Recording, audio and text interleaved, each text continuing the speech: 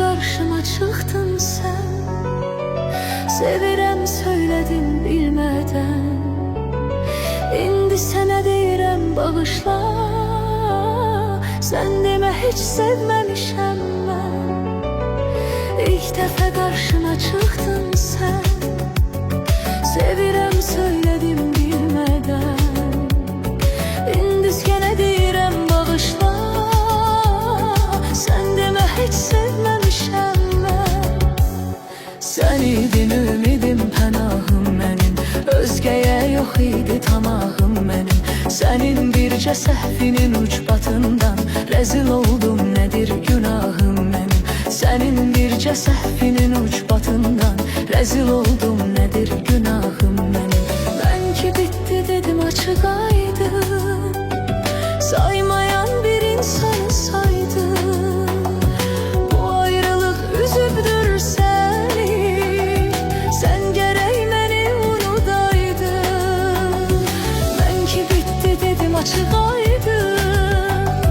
Saymayan bir insanı saydım. Bu ayrılık üzübdür səni.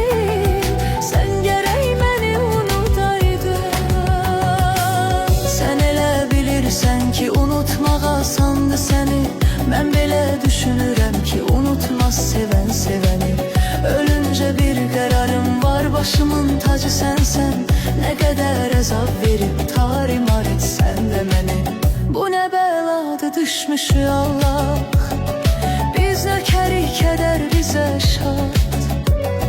Bizleri çaştırdı cavanlık. İndi her ikimiz çəkirik ah. Beni bağışla, incimə məndən. Yar ola bilməz mənə səndən.